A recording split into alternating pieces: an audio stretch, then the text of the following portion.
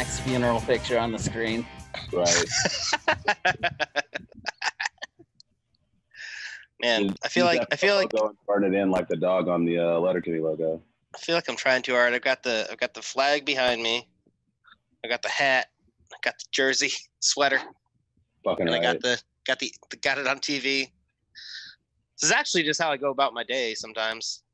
Yeah, you didn't even prepare for this. You just happened to jump on a podcast that's about Letterkenny, and all of those things were already in place. It's pretty normal day for me. All right. Well, that's no better way to start the Q Crew and this episode talking about Letterkenny on Hulu, because I could have started with some sort of introduction, but honestly, a cold open is so much better, and there's very few shows that do it as well as Letterkenny does, and we'll talk about that on here. One of the things I want to do is not just talk about the characters and the themes, the ideas, and the awesome one-liners, but we'll also kind of go through and talk about some of our favorite moments, best episodes, best quotes, and maybe best cold opens. I don't know if anybody else came prepared, but I think we can just throw a couple together and start to figure out what are some of the ones that really stand out and stuck with us, because this is a show that, without a doubt, like, has so many moments that make me wonder how it started on the Crave app or whatever the hell it's called, how it took long enough for Hulu to grab the rights. This seems like the type of thing that Netflix would have stole after one season and owned for a decade, and instead it took a while. Like, it seemed like a no-brainer. I didn't know anything about this show going in. I didn't see any advertising. As soon as I threw on the first episode, I was like, I'm about to binge the hell out of this shit. Right. So just starting out with this being a very weird show that started not only talking about hicks in Canada and having their own language that you can barely understand, and having advertisements that are non-existent. Nobody that was just paying attention to normal media would have seen Letterkenny, but it kept getting the word of mouth. It kept building up. Where did you guys first hear about the show, and what got you to get started? And we'll start with Ethan right now, since you are the super Letterkenny fan at this point. Squirrely Dan himself running around Lawrence. I've misplaced my overalls, but I'll get it back one day. Word of mouth is word of mouth is how I heard about this. I never actually heard of it on any kind of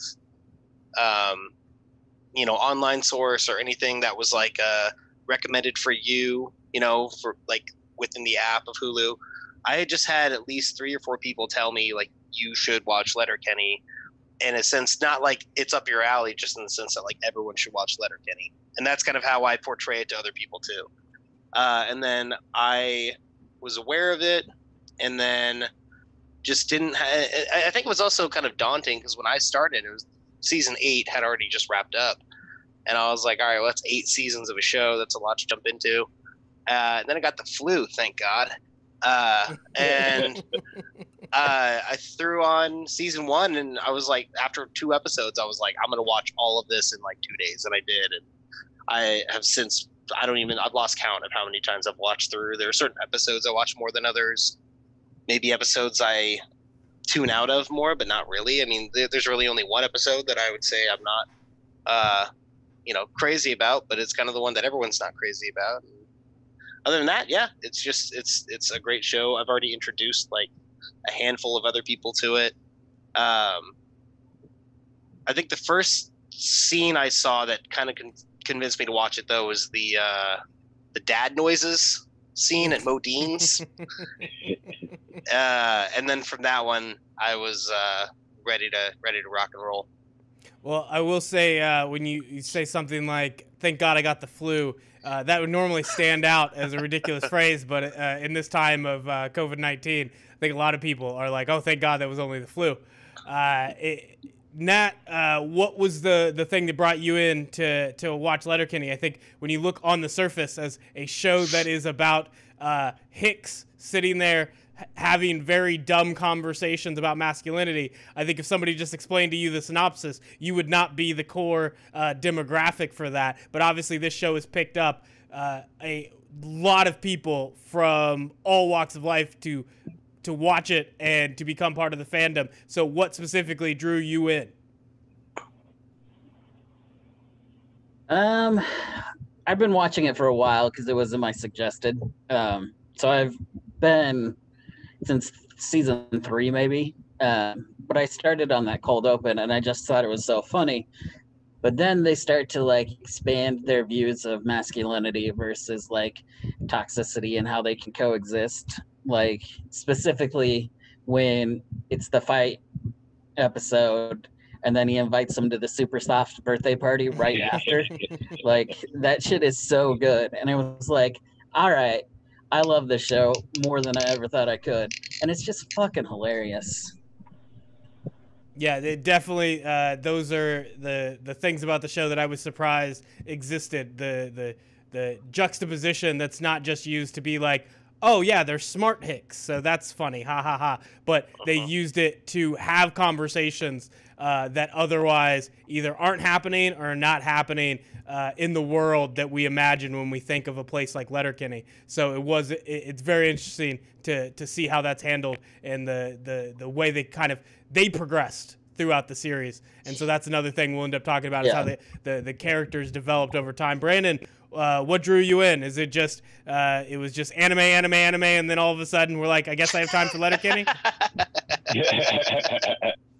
I mean, you're not terribly far off. I was actually just scrolling Facebook one day looking for some prime memes for some shit posting and happened to stumble across a video that was the two hockey cats fucking going back and forth chewing Shorzy's asshole. And I'm just like, I can't breathe for laughing at this damn thing. And I shared it, and then one of my friends commented and was like, oh, that's the show Letterkenny, you should check it out. And I was like, don't know what the fuck that means.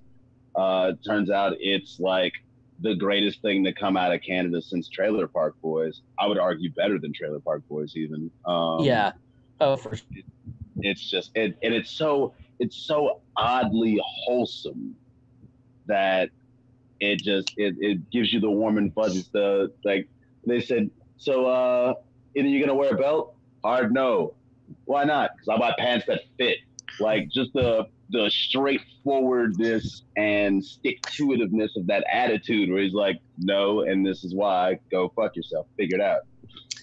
I've also had that actual moment captured in my head because yesterday I forgot to wear a belt to work, and used to improvise, used a dog leash to keep my pants up. And I was like, why would I buy a belt when I got a perfectly good skate lace at home? It's the little things like that.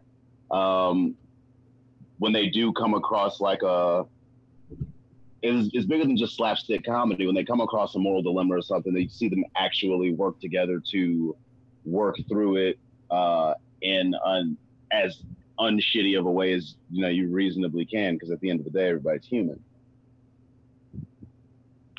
Yeah, I think that is probably the thing that, even though there are other aspects of the show that you can compare it to a lot of things, you can compare it to Trailer Park Boys. There's obviously aspects there. You can compare it to Arrested Development. I think obviously there is definitely differences there in kind of how it's presented and the style of show, but there are all these little points that you can praise, but without a doubt, the actual conversations, which I never thought, even watching early on, I didn't imagine they would be able to have the type of conversations they have about important topics and do them well while staying true to the characters. And I think that's the hardest part is when you start with guys that are hicks in Canada that are dealing with these cliched stereotypes of there's the hicks, there's the skids, there's the degens, you got the natives, which the ability to navigate that, which is a tough topic when you have Canadians. If there is a spot where Canada's politics are failing, it is definitely to deal with the Indigenous population in Canada. That's true so for almost every country with an Indigenous population. But with Canada, I feel like they get to pretend like they're succeeding. no one's exactly nailing it when it comes to indigenous populations. It's an unfortunate truth. So when they have all these characters, they have this, melting pot, and they actually navigate in a way that doesn't just sort of, you have two options. You either have things that become offensive over time or reinforce offensive things, and then you hide behind kind of the satire of it. Even when you look at something like the Chappelle Show, where one of the reasons he didn't want to do it anymore was because the jokes are being taken too seriously rather than people seeing what is being made fun of. You always have that fear. And in this case, they never even had to worry about it because they have these characters talking about it, and they end on the right note. They don't leave room for you to misunderstand. But to do that in a way that's not too preachy is almost impossible. And to do it in a show... Always Sunny does a really good job with that, too. Well, Always Sunny, there's still brotastic people that misunderstand the characters and want to be them. And it's like, how do you not understand that these are the worst people on the planet? That's the whole point, is that these are the worst fucking people. in Letterkenny, they find a way to navigate that while also doing the fart jokes, to do the college stoner, like, philosophy conversations that don't go anywhere, and to bring that to the hick world and then to still be able to not get yourself canceled is a testament to the writers and the directors on this show, because they got better at it the further they went along. Sometimes you just kind of get over with the crowd and you think you can get away with whatever you want. They never really did that. They kept pushing it home. Squirrely Dan became more progressive over time and continued to tell you what Professor Patricia had always told him. So the longer it went, the better they got at it. And I still don't know how, like, the closest thing to preachy ended up being the alt-right character in Jay Baruchel. I think that's the only one that felt a little hollow. But at the end of the day, anything that ends in kicking the ass of some alt-right degens with their tiki torches makes up for anything else that is kind of underwhelming in terms of how they present that content. So it's kind of like when I play Red Dead Redemption 2 and I run into the Klan. It's like, it doesn't really matter how this goes. I'm gonna have a fun time because I got a lot of ammunition in my backpack. There is just so many topics they hit, and I think maybe I don't know if Ethan, when you said there was one episode you didn't like, I don't know if it was the one that they've gotten flack for, which is the girls hockey episode where they just flat out tell them they're not as good as men, and that you think there's going to be some sort of take-home point, and they just lose, and that's the end of the episode. That might be the only time that they sort of let the show end without kind of making up for the toxic masculinity that they were covering. No, I'm talking about Fart Book. That's the only one you didn't like?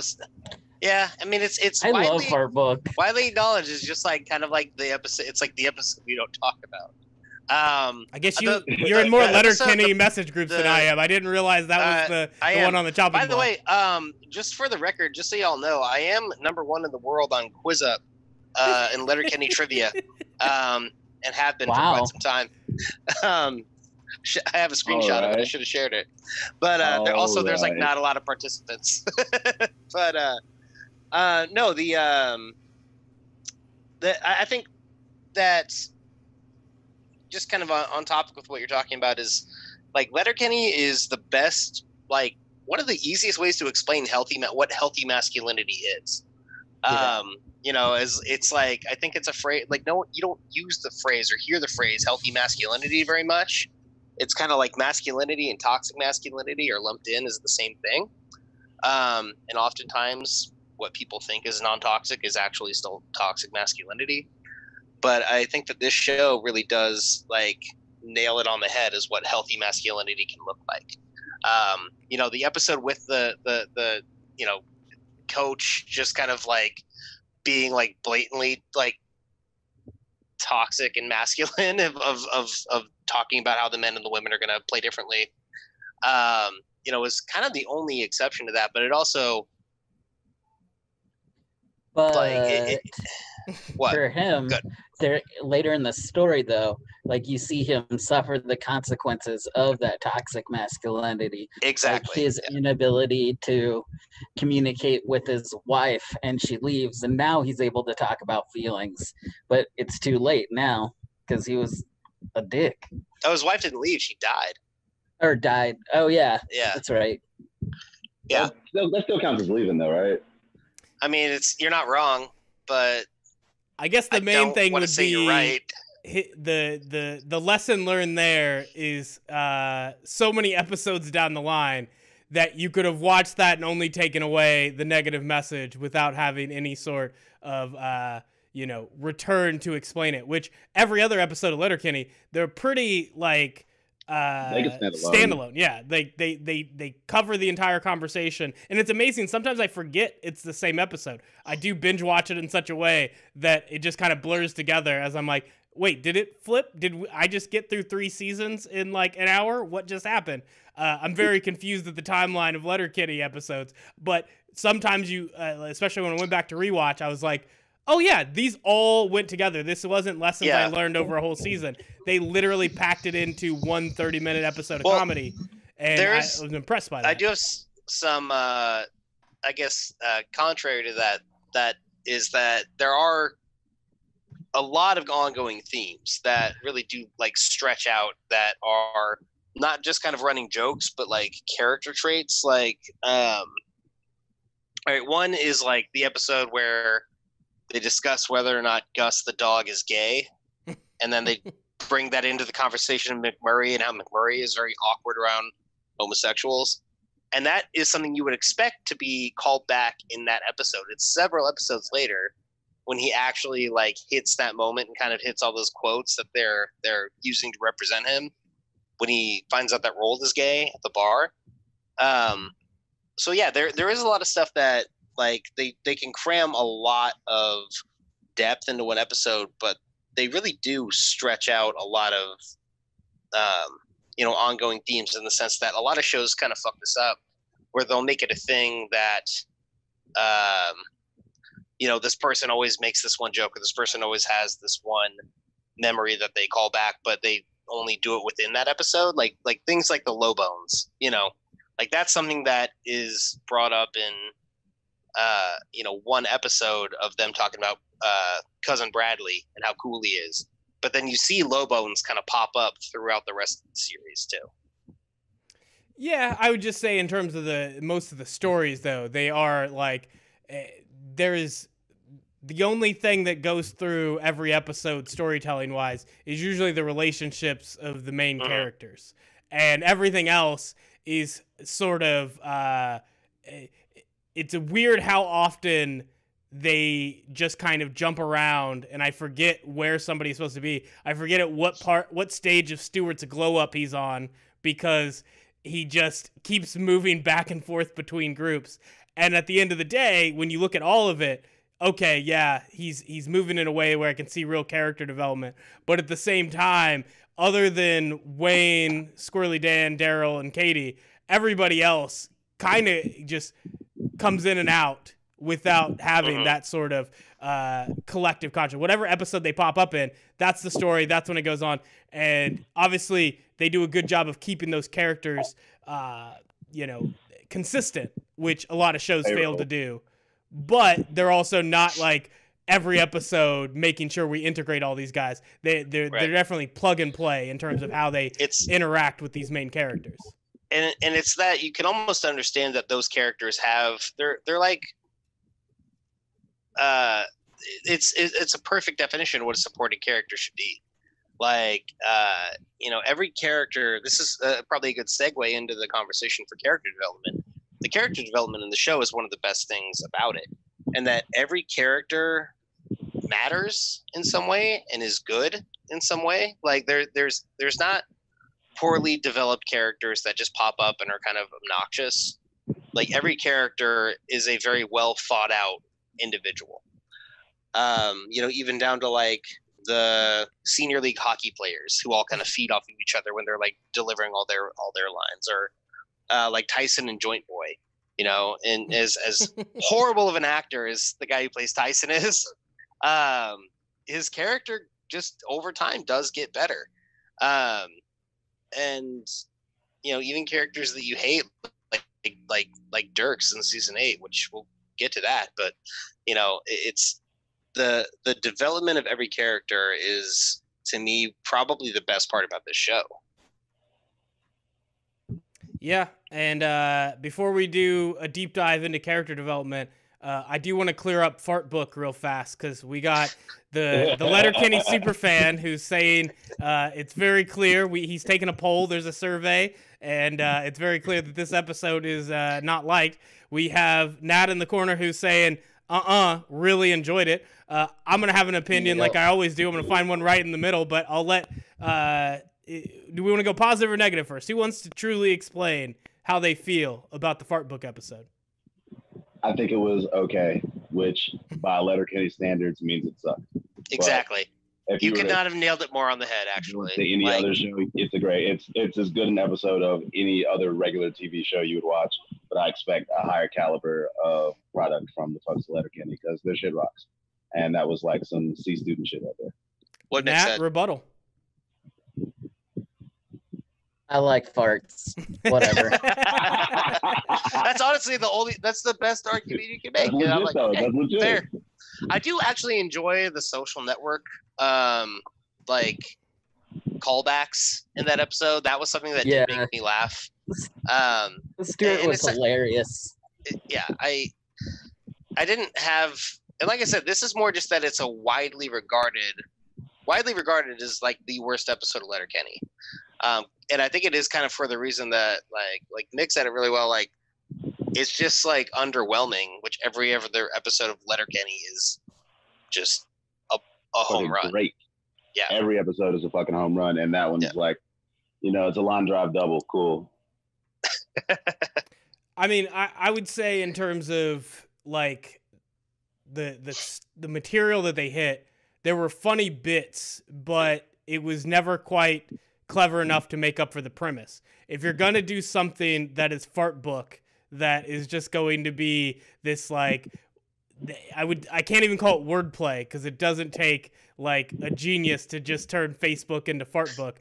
But then as they're going through all of the critiques on social media, they were just never quite clever enough to make it worth that joke. On the other hand, you gotta dig in on that. You gotta go like Trey Parker and Matt Stone style if you're gonna go. And there were still great parts. If you're gonna come correct. But it also felt more like individual. Like each scene had a couple really good jokes, but overall throughout the episode, it didn't build into this great finish as a lot of Letterkenny episodes do. On the other hand, you have a very similar episode in when they do Shark Tank. And they start critiquing reality TV, and that one, they perfected the art. It also is just further into the series, because that first season they have a lot of good stuff, and the best stuff though is when they kind of stay within their element and they act the way they did when they were doing the YouTube series. So everything that is like the cold open, being just there talking together in a group in front of the produce stand, on the porch, whatever it is, any of those are better. And everything that's kind of more action and moving around doing things, they're still figuring out how to bring their characters to life into this TV show. And they were never bad, but they also didn't perfect it until I would say into second season. I think there was never a bad episode in season 1. I'm not even counting Fart Book as a bad episode, but season 2, all of a sudden you could see that they didn't lose sight of what they were trying to accomplish, and they got better at the art of making television. It's like watching a second-year quarterback, and they really learned that offense. And it's like, okay, now we know what plays we're running. Now we know what we're doing, as opposed to just kind of running off just the strength of their natural talent itself, and the fact that they had a great funny base to start with in the first place. And I think the overall, I agree. I think that it just, I would say that progresses every season too. Like it's one of those shows that you look at like when I looked at it, I was like, okay, there's 8 seasons. At a certain point, is this, does it jump the shark? Is there a point where like the show is less enjoyable? No, it just remains good. And never gets repetitive. And you don't get tired of it, and the quality of writing and humor isn't necessarily something that continually skyrockets every year. It's still it just started out great and stayed great. But like when you look at things like use of lighting and color and music and production overall, it better and better. It does grow. Even in season 8, season 8 is probably the best shot season, visually. So like there's just so much about the show that just constantly grows and gets better, and it doesn't have it hasn't peaked, I will say we got to be careful when we're saying season 8 because it gives people the wrong impression. These are like seven episodes. Yeah. Like half seasons. So it's really like 4 years. They've been doing this for 4 years. Yeah. And in terms of how we would normally classify it for a TV show, 4 seasons, which there are shows that make it that long before they jump the shark. That's not unprecedented. But it is crazy to think the jumps that they've made where they've gone from a YouTube series to Crave to that Hulu money. And they have adapted well where sometimes people lose sight of it. Sometimes there's too many voices in there. And I think it's weird when they went for the deal with Hulu, I guess they got approved for like 40 episodes. So normally that's not how it works. And that was the one thing they wanted was the security of more seasons.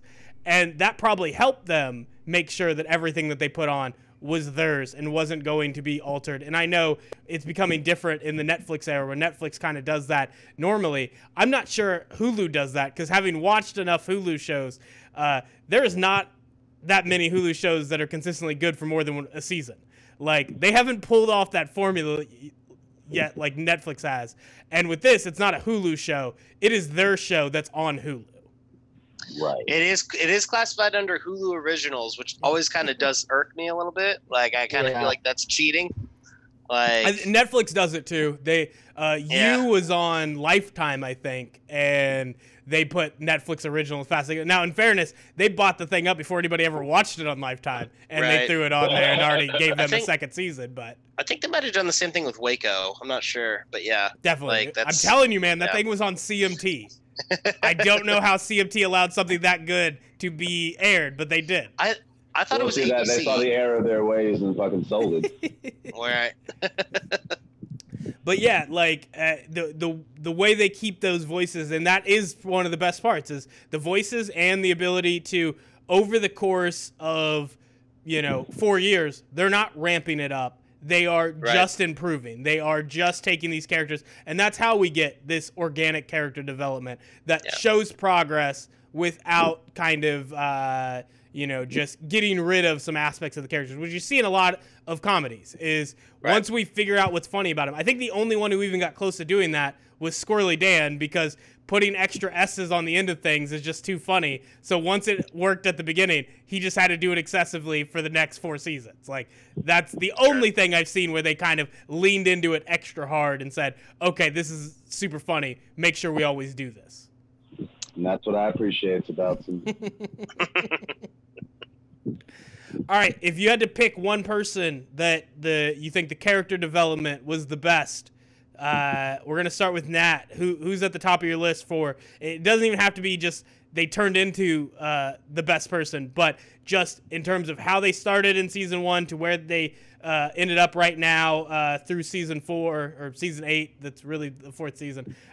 Who do you think is the most interesting character arc in Letterkenny?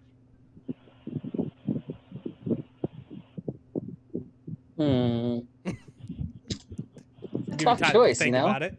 It is tough. Yeah. I'm kind of between 2 right now. Go for it.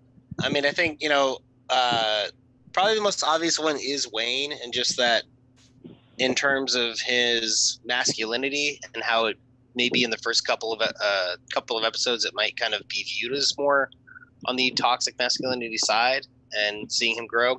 But I think if I had to really, really pick who I think has the best character development, it's probably, and it's a pair, it's the hockey players. It's Riley and Jonesy. Yeah. I think that Riley and Jonesy, especially I watched through the first time that I did a second watch through, I went back and like knew who Riley and Jonesy were by the end of season 8, and I watched season 1 again. I was like, oh, these guys are assholes.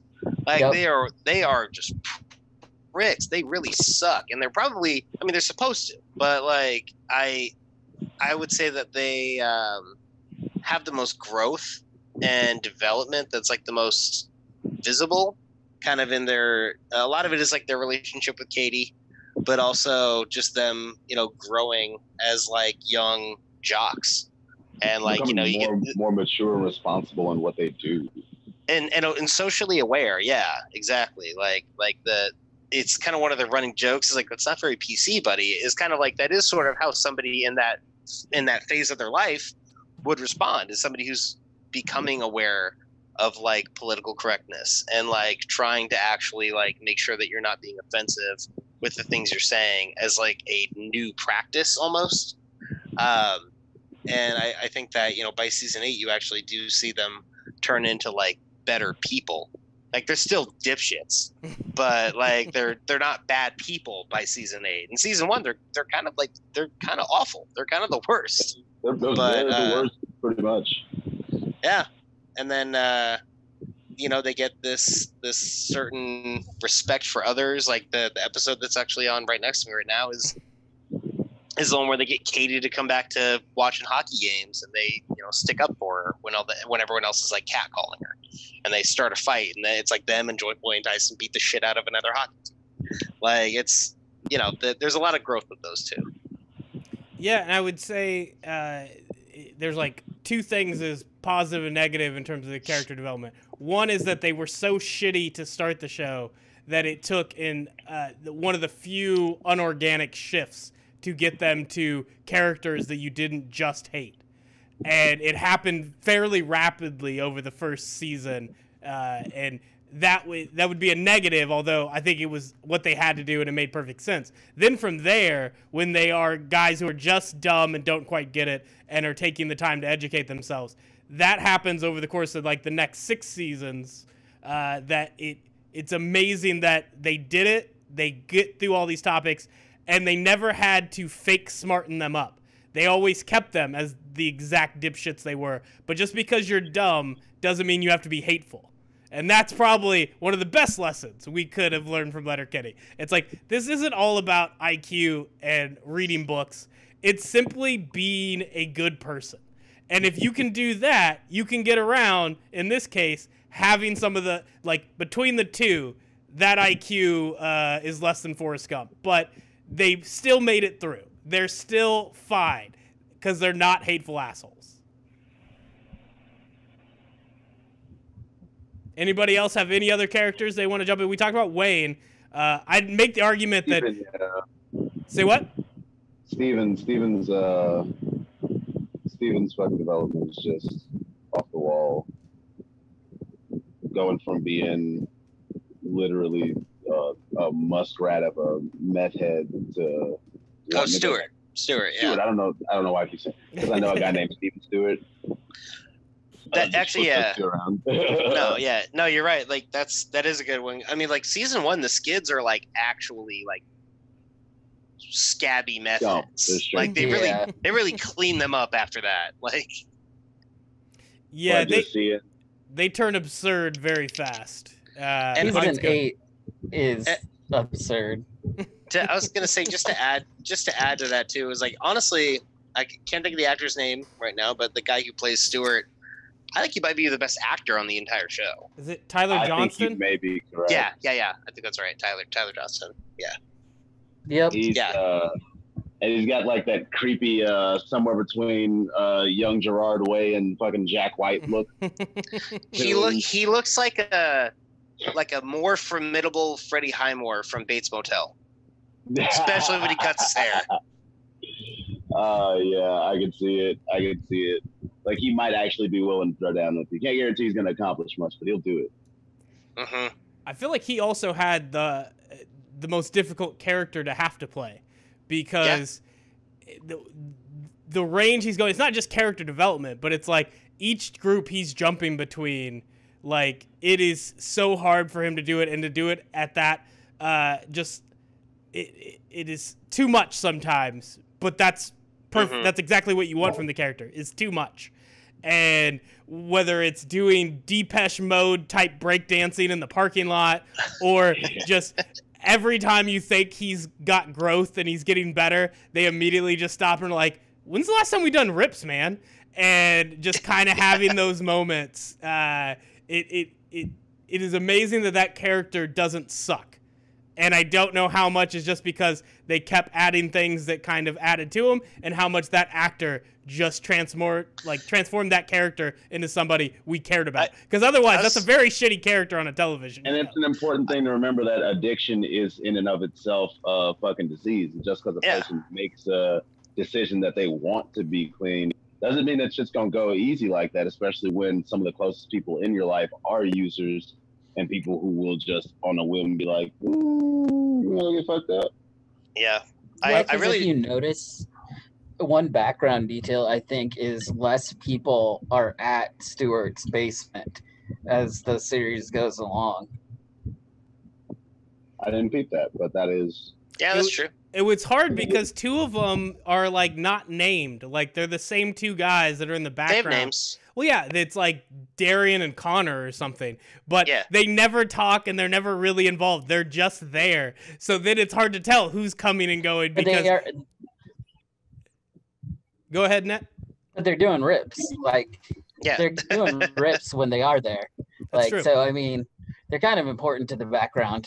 No, I mean, it also helps that kind of idea because you're right. Like, that type of group, I don't know if you guys have had that in your life, but there's definitely those people that, whether they're neighbors or something, that are, you see, like 50% of the time, you're like, I guess this is an okay person. Not my best friend, but I can deal with them. And then the next day is when they've gone back to doing way too many drugs, and all of a sudden you're like, okay, this is too much for me. I need to go back to my apartment and not deal with this person for a while. And every time you see them with a group of people, it is a different group of people every single time. And a worse group of people. I mean, I've told you about Texas Mike.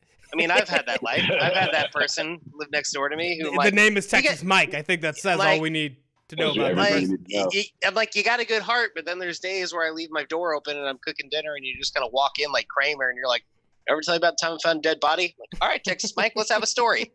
So, when people like Texas Mike, good person, just like you said, you see him hanging out with a different crowd and a worse crowd almost every time. You're just like, oh, well, this is kind of part of the cycle, I guess. And I think that, honestly, Letterkenny does a good job of representing that. And I think a lot of it is, again, going back to just the portrayal of that character, I think a lot of it is one of those things where that character became as significant as he is because of the work put in by the actor behind it. That is straight up elevation of character if ever I've seen it. Yeah, it's like we watched him grow just as much as the character with each passing episode. Dude's a fucking pro. I can't wait to see where his career continues to go after this. Same.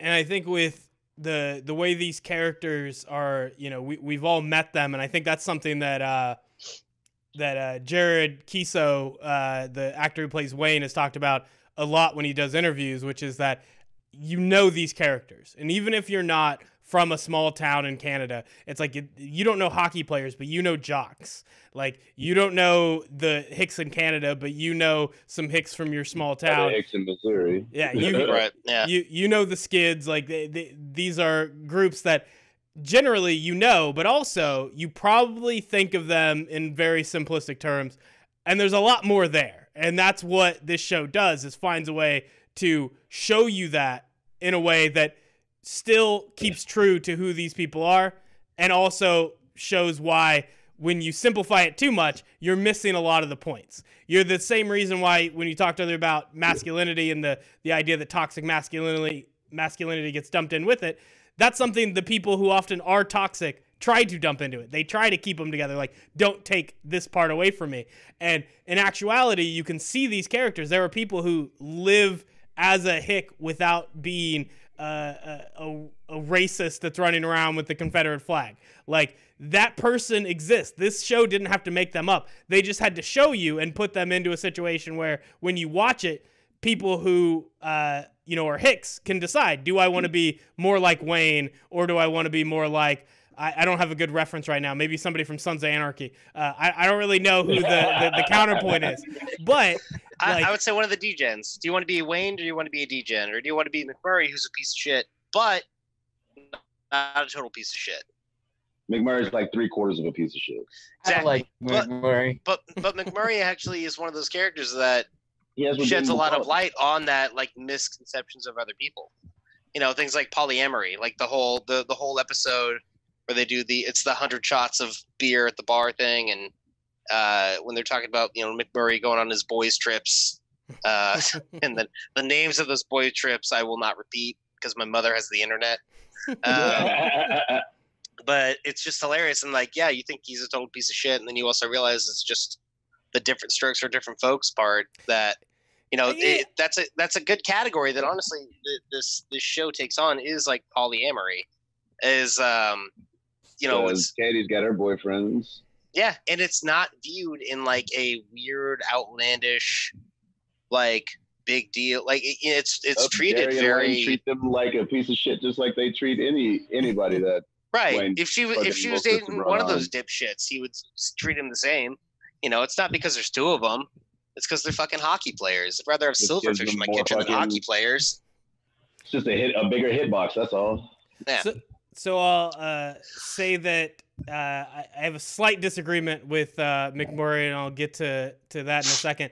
But in terms of the, you know, polyamory, the having multiple sexual partners, this did brace the impact from when we found out about Will Smith and Jada Pinkett Smith. So thank you, Letterkenny, for making that easier on the rest of us when that went down.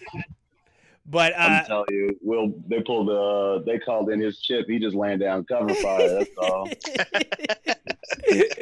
But with McMurray, the problem is, it's like, well, he's not like a piece of shit. The problem is they're trying to paint him as negative for the part of his life that isn't negative. The fact that he has the type of relationship with his wife where they have agreed to this, he's not cheating on her and she's not cheating on him. They've made that decision, which is fine. If that's truly what those two individuals want to do, it's none of our business. No part of that is him being a piece of shit. Every comment he makes when they deliver that to us, he is just a piece of shit. Like that, there's no argument around it. In that sense, he is a piece of shit. He's just slummy. That's all. Whether it didn't really matter what he was yes. doing. I don't think he's necessarily a piece of shit. Scuzzy is a good word. 100%. 100% trashy. Yeah. Like he is not your necessarily great in and of aunt itself. that wears a tube top, a short skirt, and cheetah boots and never gets invited. But he's also, this is one of those things, like a representation of, everyone knows that one like hick who just somehow has money to go to like Florida 3 times a year and just fuck random people and just doesn't shut the fuck up about it. Yeah, it's the way he goes about it. It's, you know, I will agree, is where the McMurray's a piece of shit part comes in. Like, you ever look at a person that you know is getting pussy and you try to ask yourself who and why? Like, who looked at this person and was like, you know what? That looks like somebody I want to have sex with. Right. Well, with McMurray? Exactly. Yeah, I mean, it happens. 3 minutes of conversation. I mean, who didn't want to sleep with McMurray after he gave you Justin Bieber eyes in the first episode? All right, that's fair. True. That is fair.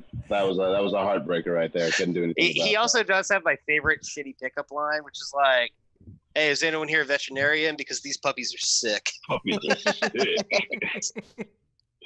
I yelled that at my girlfriend the other day. She just looked at me like, "How'd it go? Why are you in my apartment?" Letterkenny, breaking up relationships one bad pun at a time. Just shook her head and went back to what she was doing. Like, stop fucking talking to me, please. So I do want to talk about some of the best quotes, because honestly, this show, it's not even just the one-liners, but it is dialogue that is on the scale of Aaron Sorkin without any of the pretentiousness, which it's means above it. It's It makes it my favorite show. Oh, It's the fucking best good. dialogue of any show or movie ever. I'm gonna go out and say that. Like when I they're think so, playing too. fucking baseball, talking about digit play. That whole Oh, the thing. Valentine's Day when they're back and Yes. forth. Oh my god, Oh, that might be my God. favorite episode too. I mean, I that's could have fucking just cried. That shit was so funny. it's so goddamn good. That whole episode's incredible. But yeah, the back and forth with Katie, Dax, and Ron and Rold and everything. I think some of the best dialogue comes from the just like the roast sessions that Wayne and Derry kind of put on. The one that always rings the hardest to me, I had to pause it because I was laughing too hard, is they're talking to Riley and Jonesy, and Wayne's just like, were you in a pretty tough car accident at one point? And that is maybe the funniest thing I've ever heard in my life. Just in the context of that happening. And I still just, I take stuff from that every day. Anything Shorzy's ever said is definitely belongs in this conversation. Oh, yeah. That could be its own conversation of what's your favorite Shorzy line, but the one where they're doing the bro dude TSN interview, and Shorzy's in the bathroom taking his shit. Oh, He's like, you're making a fool of yourself, you fucking gunning them the labradoodle. whole time. It's Shorzy's so fucking great. Shorzy, you ready? God, what do you eat? Jonesy has the best dialogue. That's so good. It's great. Oh my god, those shit, So those like shit I said, sessions. it was Shorzy and Jonesy doing a roast session with somebody was what pulled me in the first time. It was just like a 2-minute clip of them just railing back and forth with fucking Shorzy. It's so good. Also, the little stuff like you would expect to hear from your fucking uncle that lives out in Arkansas or some shit. It's like, are you sure? Does a duck with a boner drag weeds? When I heard that, I use that phrase every day now. That is with me. That's in my heart. Because you immediately get a visual and it is fucking hilarious. And I can see a duck getting his boner caught on a weed, tripping over, falling beak first into the grass. See, it's funny on two levels. So yeah, that's Brandon's line. Ethan, what's one line that you think a year from now you're still just going to be dropping into conversations casually? Dropping into conversations, casually or not casually, I don't care either way. Honestly, it's still were you in a pretty tough car accident at one point? It's that one. So you're just trying to wreck people's lives. That's your game plan. Not trying to. It's just the most. All right, one that come back to me. Circle back to me on this. One that I can actually really bring into my daily life. Let me think. I'm a big fan of Let That One Marinate, just because I think it can be used in such a diverse set of situations, but always have the same meaning. I think that one's just really good to have in your back pocket. There's a bunch. There's that's a big 10-4. That's a Texas size 10-4. You got 10 ply, meaning that you're 5 times as soft as the softest toilet paper.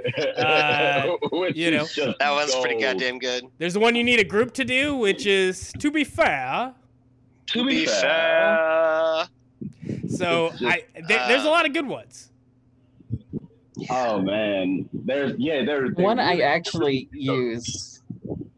The one I actually use in real life is, could you be a little less awkward there, bud? Wish you weren't so fucking awkward. So often. Wish you weren't so fucking awkward, bud. I say that to myself. I live in a nursing home. People are so fucking ridiculous. So, it just runs through my head all the time. Looking at this 97-year-old man, doing some dumb shit. And I'm like, why? Couldn't you just be a little less awkward? What a life. I do go back to the... It is. It's a trippy life. To the... I do love the... I don't know if this is necessarily even originated from Letterkenny, but the... stand for nothing, fall for anything concept that is pulled up in, that's probably season 7, I think is when they really bring that one out. Yeah, I mean, like there's a lot to that, or I fucking hate Samuel so much. That one might be. I pull that one out. Anytime a conversation comes up about somebody I don't like, I'll just say I fucking hate Samuel so much, and no one knows what the fuck I'm talking about. Because Cool, they'll figure it out one day. they'll figure it out. They'll figure it out. That and the way the traditional fucking greeting. So how are you now? Not so bad, and you? How are we now? I do actually. Yeah, that's the good and you is one that I've actually. People will be like, "How you doing?" I'll say good and you. Like that one just comes out naturally. Actually, that's that one's second nature now. I think another one I enjoy is Wayne whenever he gets upset with what somebody's saying and he just sort of circles around it with the, okay, Ethan, okay? Okay, Yeah. okay, Ethan. Yeah, Huh? yeah. Mhm. And then gets to whatever That's his the one. point is to cut them at the knees is always a fun time. I'll use that one too from time to time. Or the hard no. Hard no is just Hard nose. Yeah. Oh, a hard no, yeah. I actually use Ferda quite a bit. Oddly enough, I hate barely Ferda. I Oh my barely God. even have like that many. Oh, I love Ferda. I haven't even figured out what it means. It's for the boys. For the boys. Oh, is For the that what it boys. means? Oh my god. Yeah. Yeah. I just watched the episode where Glenn makes all the merchandise based off like messed up versions of their catchphrases, like "pitter patter, let's get going." Ferda, yeah, Ferda is one that. I'm not talking about Glenn at all. Oh, And that's important because he's also, I don't know if he directs every episode, but the guy who plays Glenn. he directs most of yeah. them, I think. Jacob Tierney, I think is his name. Yeah, so That man is a fucking genius, yo. Yeah. It's another character that I think on first glance, I just imagine it just being offensive. I don't imagine them pulling it off, and instead, they did take the time to make that a three-dimensional character where you're not just laughing at, okay, this is a closeted gay man who is a pastor. Right. Like, it all makes sense, and they let him continue to develop along with these other characters, and he's such a vital part of the show. It's amazing how many characters are like that. One of his best lines is like, he's like, that's the only woman that could ever make me switch teams. They're like, hang on, Glenn, switch teams to what? And he's like holding a puppy. It's like Catholicism. I love when they do So good. the TV show or the whatever like radio show thing they do. Yeah. And Glenn's just sitting there and every time keeps trying to like tell them like it's not just about the length, it's the girth. Why do I keep putting myself out there? Did I say that? And they do that joke. Blame yourself for this one. They do that joke like 7 times. 17 jobs. So It's like the inverse character of Uncle Ruckus. Where like Uncle Ruckus in the Boondocks is like this incredibly fucking offensive character who doesn't matter what the setup or the premise of the episode is, there is a way to work him in because he has a job every fucking where. Yeah. And he is going to make you somehow uncomfortable, but at the same time, you get to watch Uncle Ruckus develop and grow with the rest of the cast during the course of that Boondocks run. Like the brief moment in time where he actually came to terms with his blackness for a little while. That shit was gold. But with Glenn, you're like Glenn, everybody else sees you. If you just see you, then you're all good. But he instead decides to just pick up another job and find a way to insert himself otherwise. I will say there's very few things funnier than the visual of him just wearing his shirt with no pants and then peeling off his underwear to fan himself with it. That was funny. That was a good one. That was a good one. Oh, I'm so sorry. Sorry about the heat. So humid in here. Why don't you just take that cover all off? I'm just gonna sweat to death in there. That entire exchange, and again, it's like you're playing in real dangerous ground when you have the obviously closeted gay character, and at the same time, clearly no one within that circle, at least of those main characters, no one is bothered by it by any means. fucking Wayne treats it the same way he treats any other type of intimacy. There's time to place. Hey, take it back about 15% there. Same way he talks to Squirrely Dan when he's getting a little frisky with his sister. Like, turn it back, take it to the bedroom.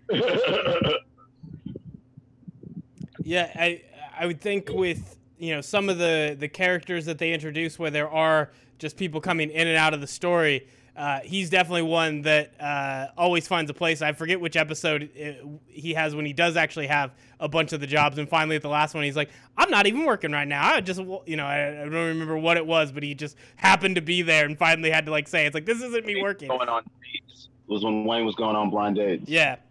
He was working every place that Wayne would take. I think that's a fun attribute that he has. It's also one that you see from a lot of the other characters where they just sort of appear when they need to appear. What are some of the characters that aren't what we would consider part of the central cast that I think on The Ringer they call it the Dion Waiters Award, where you got very little screen time, but you always knock it out of the park? What character do you think meets that in the Letterkenny universe? The entire senior hockey league team. That whole that ensemble. Every time. They're like the Buffalo Bills or something. It's like a barbershop quartet of fuck yourself. It's grand. Absolutely grand. I agree with that. You know who else I'm going to put in this conversation is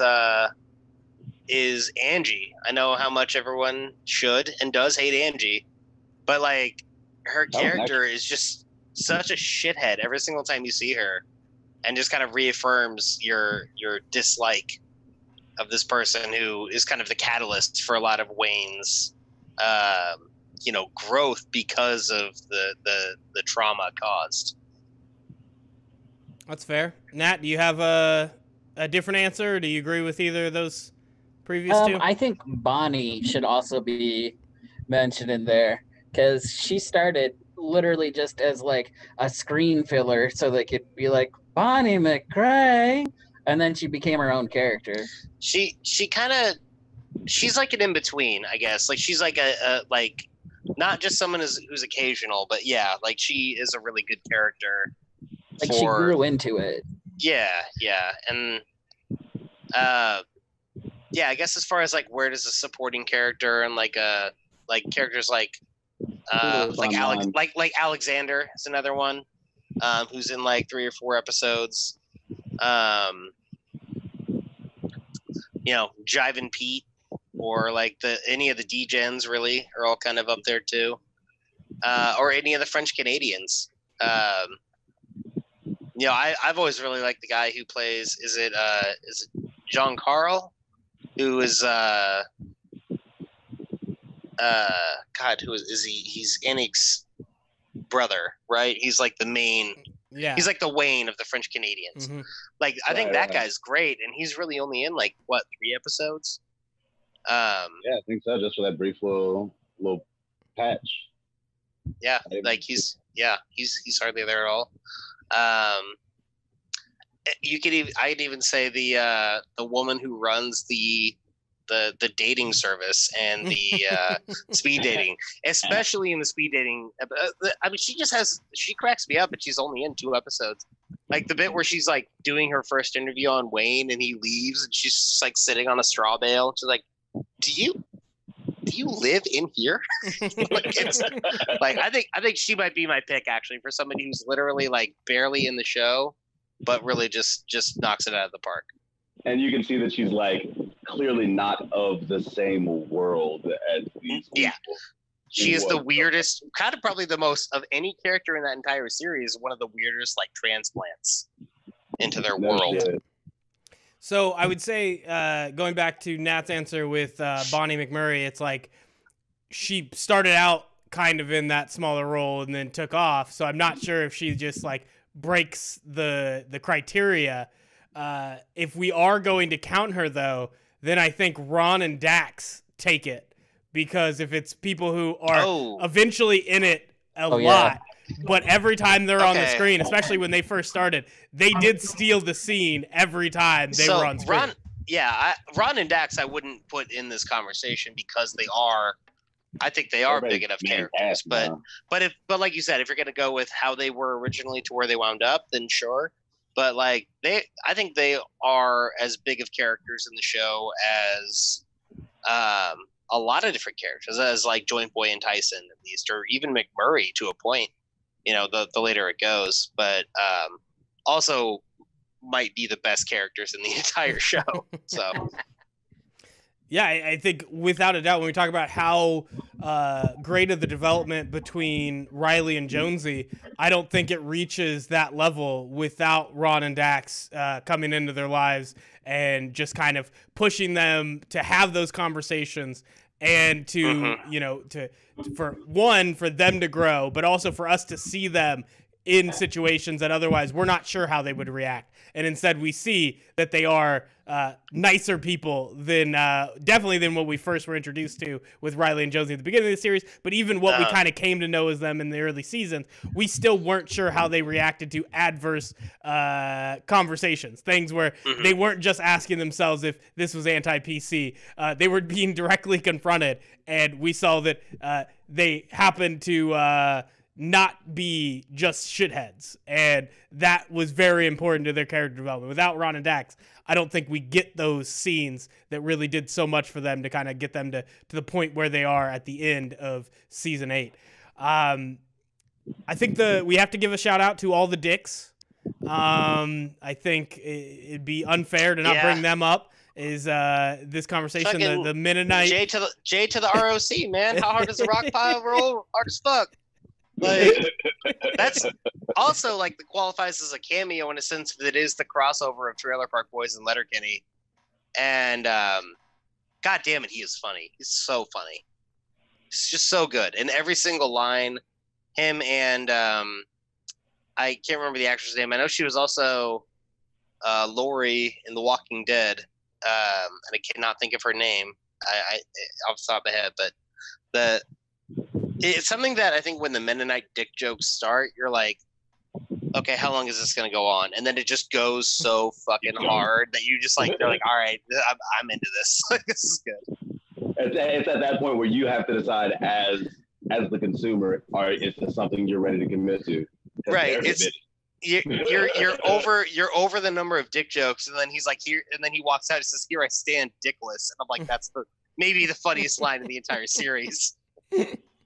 Yeah, and I think there's a lot of those type of jokes that Letterkenny does well, which is that at some point it's not even funny, and they're doing it on purpose because the longer it goes, they will eventually come back around to it, that one punchline that just works.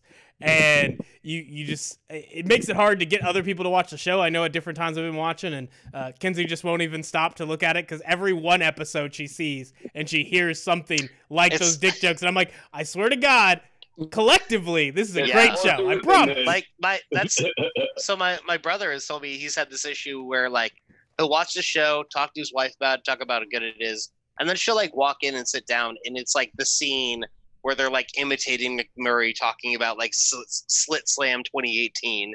She's like, what the fuck is this show? Just like, God damn it, you came at the wrong, like just without any other scene. Or like the nut episode is another one that's like kind of hard to like introduce somebody to. That might, again, we're going back to favorite lines. Cinnamon Dunkaroos nut might be the funniest thing ever said in the history of humanity. So good. Oh, there's so many wonderful moments in this fucking show. It's hard to narrow it down. I know. Like Mac, you wanted to talk about cold opens too. Are we ready to move to that conversation? I think we do that. I did want to hit, since we were talking about negative episodes. I don't think we really need to jump too long into the girls hockey thing, because we did discuss that enough. I'm still going to hold my ground that just because later on the hockey coach is super sad over his wife's death doesn't make up the fact that they just kind of left that as a cliffhanger of very misogynistic attitudes that he got away with. But I think the other episodes... It makes it worse that the way he gets his punishment is for another woman to die. Like, I think part of the like episodes I think kind of stand out as not good for me, which I saw some eyebrows raised when I described it negatively earlier. I think the alt-right episode, without a doubt, there is just something off in Jay Baruchel's performance that is, it's not good satire, and then it's not like extra funny, like, and this partially might just be my one critique of Jay Baruchel. He's better as himself than acting as anybody else. And anytime he's tried, he has failed pretty hard at it. So when I watch that episode, I like the idea. I like that they're tackling that topic. I feel like the execution just sort of wasn't there. But I think the positive for me is you always take that risk that if it is just such a slick performance by Jay Baruchel, stupid people who misunderstand what it's about might view that positively. They might leave with trying to emulate the ideas Jay Baruchel is saying. And instead, he's extra awful on purpose. I just don't think it flows well in the episode. I disagree. I think that he paints it as such a caricature of the alt-right, which is what you need as a caricature, because they're already caricatures of human beings to fucking begin with. Nice.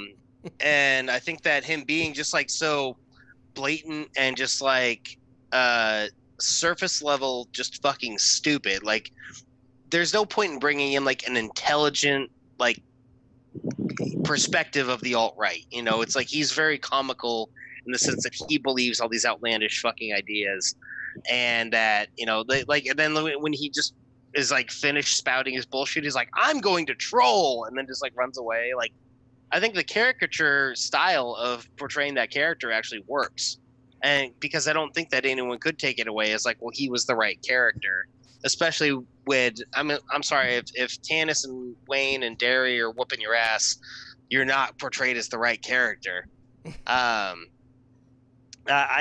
think that maybe you're being a little hard on Jay Baruchel here. I think that he played a really good representation of a caricature of every alt-right person you've ever seen any comment from on Facebook summed up into one person.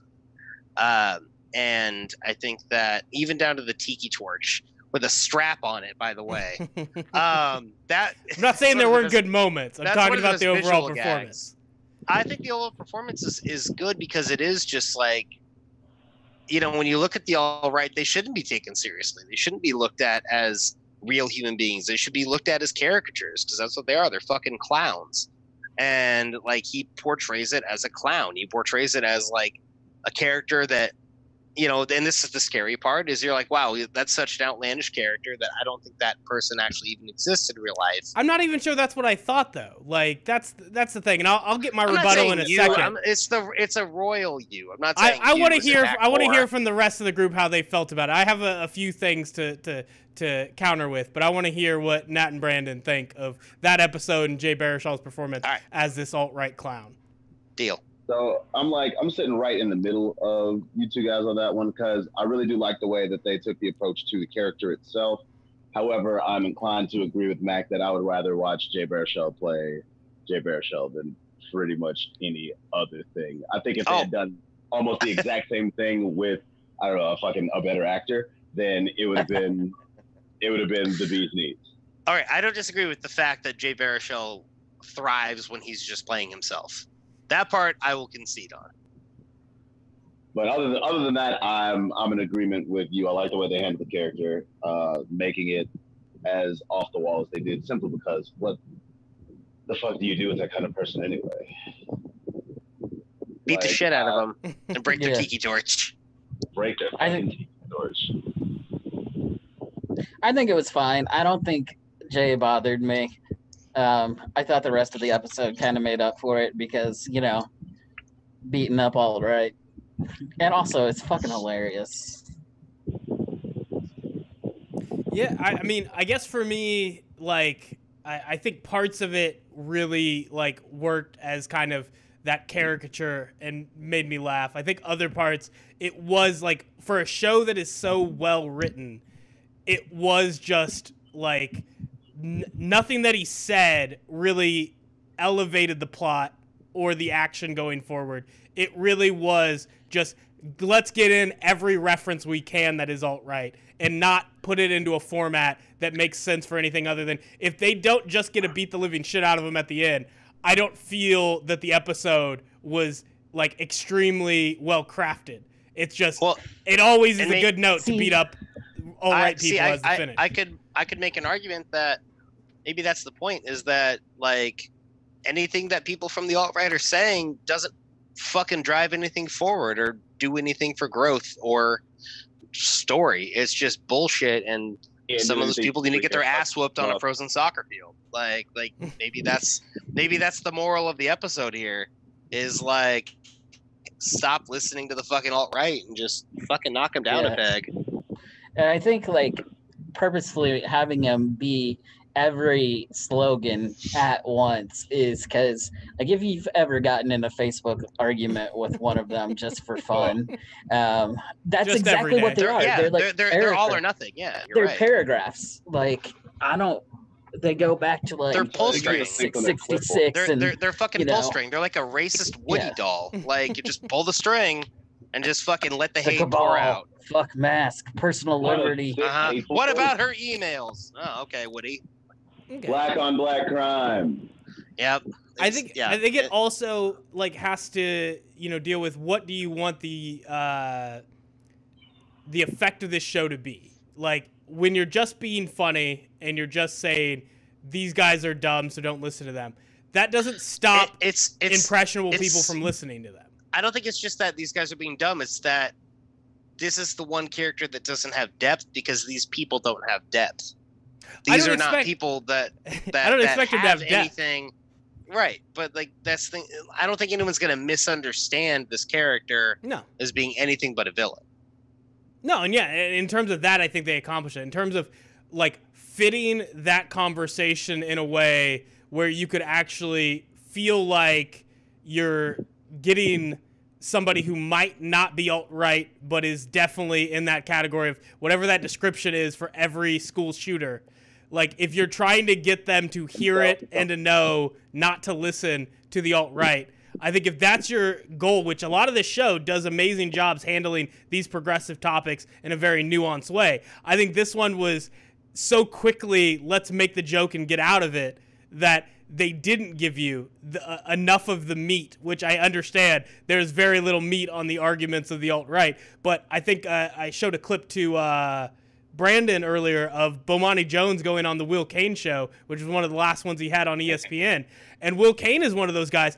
He has crafted what is like very well thought out arguments. At the end of the day, they are, it's puffery. There's nothing really there, but they also stay charismatic, and that's how they get these people to listen to them. So to just have Jay Baruchel running around and not a single person listen, rather than one of them buying in and Wayne shutting him down, Squirrely Dan shutting him down, Daryl shutting him down, I think that could have had a great effect then in the episode on beating the shit out of him. But there are things that could have been accomplished if that's your goal. I think if the goal is just turn him into a character, that succeeds. I think they didn't want to take a chance at painting one of their characters and they keep around in the wrong light, like as someone that would be susceptible to that flavor of bullshit in the first place. They wanted to be clear that Letterkenny is a whole lot of things, but bigots ain't one of them. Yeah, and it does kind of also bring up the conversation of, understanding not everyone who grows up in a rural environment is automatically racist or hateful. Like, it's something that that this show really promotes is, they're hicks, but they're not bigots. There's a difference. They don't always go hand in hand, and I think that is maybe the strongest message of that episode, is just that not everyone who lives in a farming community is automatically going to be in support of this alt-right message or belief system. Or like my uncle would say, every nigga in the hood ain't a thug. That's true. People are more than their environments, and I think that's one of the things about the show. Yeah, exactly. People more than their environments is actually, that's a great way to really sum up a lot of this show. Yeah, I think also though they find a way to allow characters that have some of these thoughts and then they work through them, or they have characters that are negative, whether it's the degens. And in this case, pretending that there's zero racism in a small town like Letterkenny, I get that we're only focused on the characters that don't suck, but it might be good to occasionally have one involved and shut down their nonsense. But in this case, they kind of went the other way. Some degens Stories about easily. shitbag people. They cut off into one-offs or little shit about shitbag people all the time and whatnot. And I think another part of what they're showing about their main cast itself is that they generally don't associate with those people. Anybody that you hear them speaking about negatively in any way, shape, or form, one thing is consistent: you never hear them say something that you wouldn't expect them to say to another character's face, which is. And that's an important fact to carry forward in life in general. And two, right. If they do feel negatively about someone to the extent that they need to fucking sit and rag on them, then it's probably not somebody that they're going to spend any length of time around. You know, the argument here is that I'm going to say ostrich fucking is an allegory for bigotry. Oh my God. In the sense that we talk about him, but we don't need to hang out with him. They vaguely associate with Boots and the Ginger, and they know he's around. And yeah, in dire emergencies, they might call on their services because the Ginger is tough as hell, as they say. But they're also like, yeah, well, he's an ostrich fucker, so no. But he's that guy in their town who they just like. They don't kick him out of the bar. They'll sit there and drink, within 10 feet of him, and they accept his existence, kind of like you would a shitty fucking bigot. In a small town, like it's like sort of just like, oh yeah, you're like, well, there's one bar and he sucks, but I'm not his friend, but yeah, he doesn't get his ass. It's not a fight on sight every time he shows up, as Riley and Jonesy would say, and so maybe that's the allegory here, is that if you're a bigot, you're no better than an ostrich fucker. That's fair, and that's a good wrap-up. I will say, to finish off on the point I was making about Bomani Jones and Will Kane, definitely go find that clip, because Bomani Jones just bitch-slapped him, and it was a good time. Can you send that to me? Because I really want to see that. That sounds good. That sounds good. You should just send it in the group. Yeah, definitely. Basically, the quick story on it is Will Kane tries to take this kind of middle ground where he pretends he's saying more than he is, so that he can pretend, okay, there are values that we just can't cross. I'm not going to say I'm for these things. I'm not going to say I'm don't value black lives, but also I'm going to say I'm going to change the topic whenever I can because I'm an asshole. And every time he tries, Bomani just pushes him back to the conversation of, so when was a good time for, pushing for change? When would you consider racism to still have existed if you think today we're in a post-color society, all this crap? And every time Will Kane went with his just not saying a real word, Bomani just kept reminding him the actual history. And at some point, Will Kane had to say, well, on the Will Kane show, because at that point, it became the Bomani Jones show. Like, he took over the whole thing and had to remind his listeners that you actually tuned in to the right show at that time. Bomani is not one to play with, yo. As they say, stand for nothing, you'll fall for anything. That is what people say. It's sadly used too often from people who just don't want to change their dumbass opinions. But in this case, if Letterkenny can take that phrase back, good on them. I think we can go to the cold opens now. And do you guys have any off the top of your head, or do you want me to list a couple I have written down? All right, Ethan's ready to go. You know what? The one that isn't my number one, which is probably the suspected one. It's probably my number two. Is the pro wrestling one. Number one, the best cold open in the entire show is how Uncle Eddie met Aunt Mary. Mary, yeah. And it's just the constant growth of that cold open of Uncle Eddie having to fight all of these celebrities from that era and having certain ones on his side and certain ones against him. And involving the Beach Boys and the Rat Pack and John Wayne and Dean Martin and just fucking and Buddy Holly and Ray Charles. Just that it's the funniest, maybe the funniest scene in all of Letterkenny.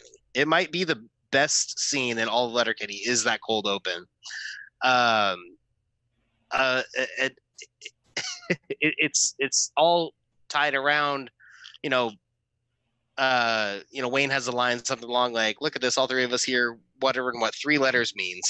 Just the conversation of texting. It's how it starts and how people meet each other and how dating is different is kind of the general premise of that. And then just the story that he just launches into is it's another world of hilarious. And I think it is not just the best cold open. I'm going to say it's the best scene in Letterkenny. I'm not sure if this one was a cold open or not, but no, matter of fact, it was a cold open. It literally just starts, you cut to Wayne out on the farm doing farm shit, and I cannot for the life of me recall what the actual story itself was that he was telling, but the way that he just deadpans all the way through the thing, not the slightest sign of emotion whatsoever. It kind of like, it set this tone. I don't know if any of you have watched Letterkenny at all. Yeah. Also, I love Letterkenny. Hilarious. That kind of cold open itself made it so that the first time I saw Letterkenny, I was already getting sore in the ribs. Like, as opposed to the back and forth cold opens, like the Digit Play back and forth one on Valentine's Day was really, really good. I like the ones where it's just Wayne doing work, telling you a story about his life. Are you sure we're not talking about the same one? We might be. Matter of fact, we might be.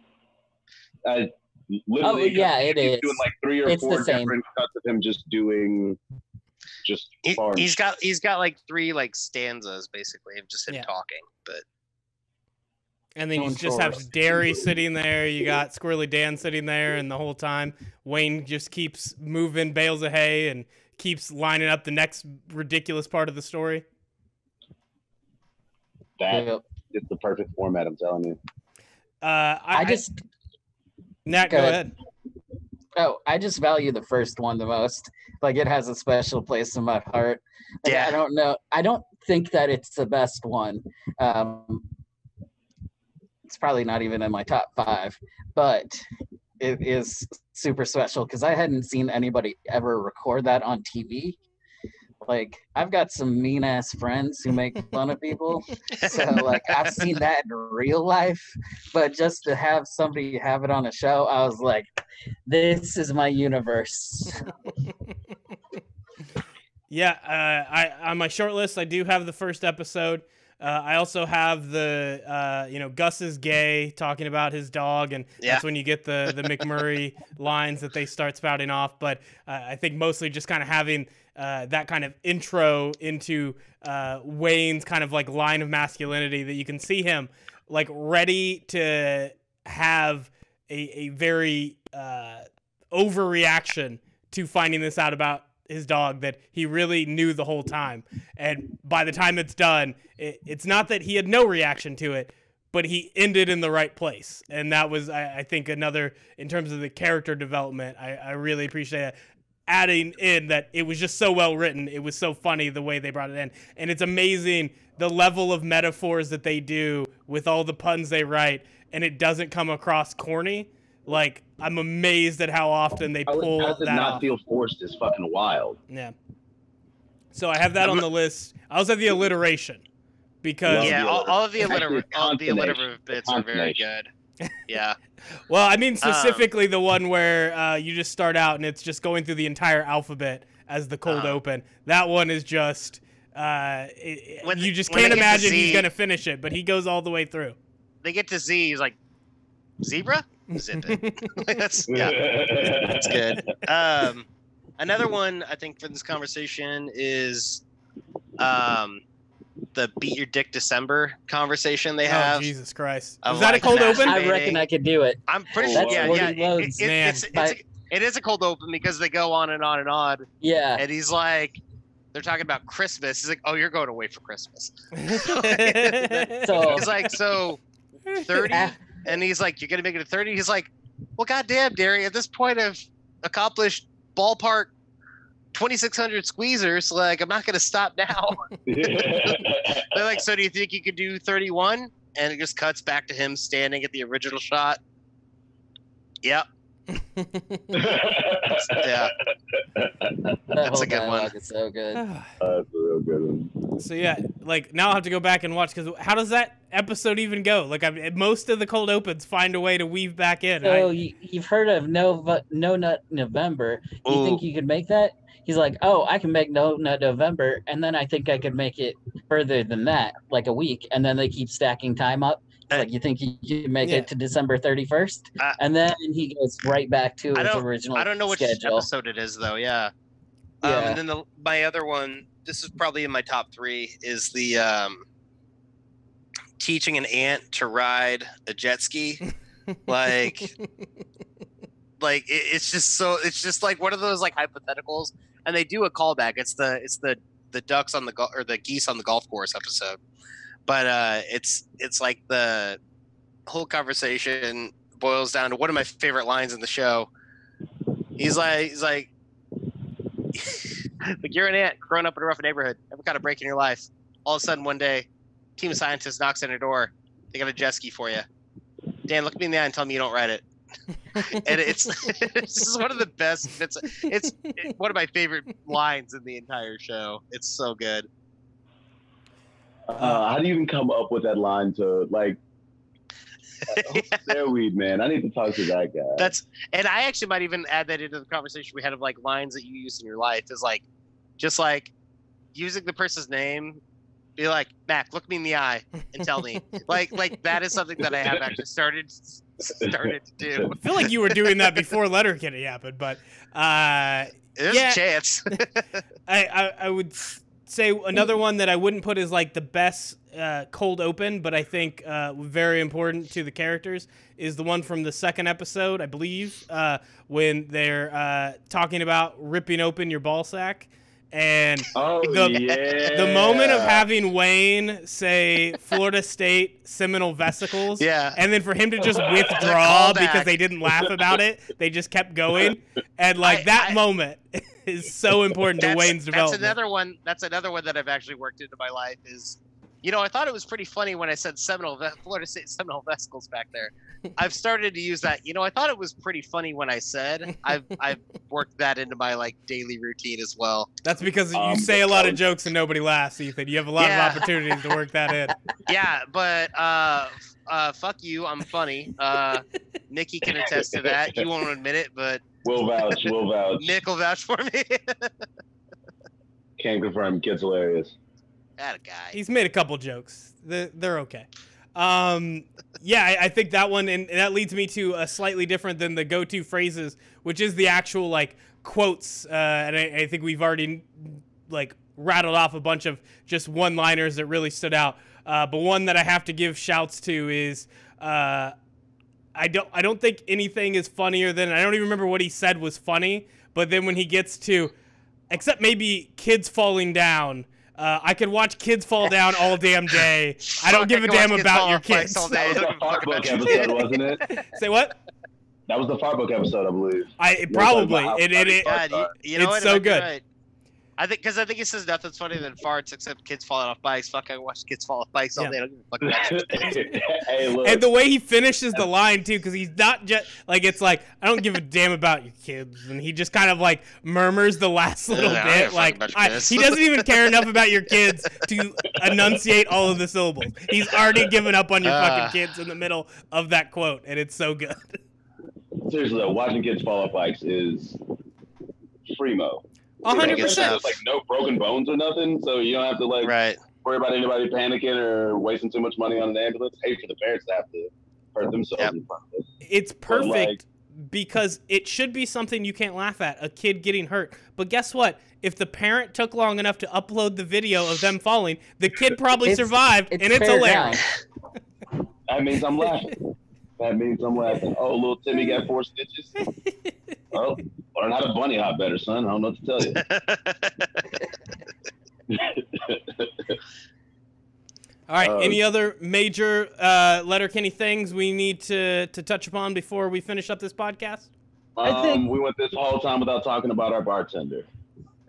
Our favorite is the most wonderful, it's true, ratchet ass bartender. And going back to phrases that we use in our daily life is every time that I am about to shit my pants, I'll use the phrase, "Oh, I got one knocking." I got that from Gail, 100%. Yo, I mean, she is. She's one of the characters that I feel like, as far as character development itself and growth as a person goes, I think we have some of the least actual growth out of Gail.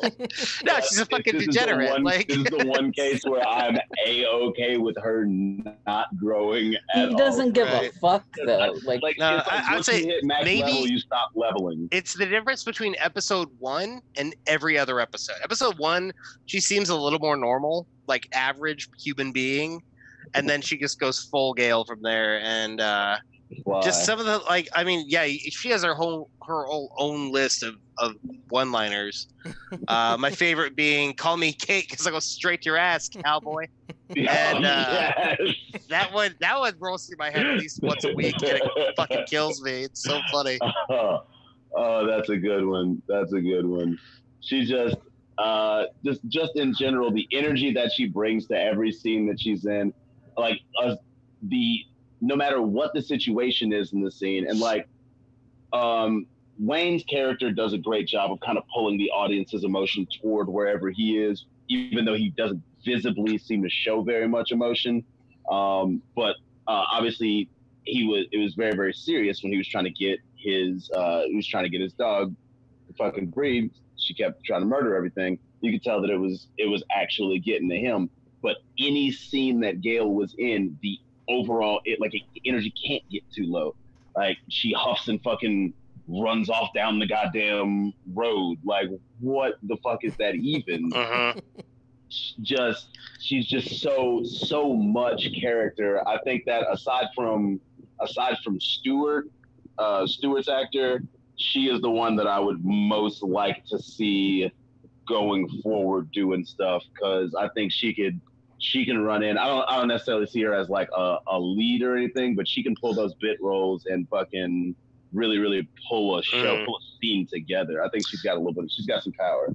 I agree. I think every scene she's in, she's a dominating character. And it's a lot of subtle stuff too. It's just no scene that involves Gail body language. Yeah. It's her body. She's constantly swaying and just got everything going on. And her dialogue is so her dialogue is never normal conversation. Everything else between Derry, Dan, Wayne, and Katie kind of is witty. It's sharp. It's very back and forth conversation. But everything Gail says is a standalone hilarious line. Off the fucking wall, yo. Yeah. It also stops the other people from talking who spend most of the show not shutting up.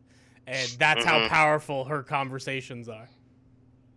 Which is almost impossible.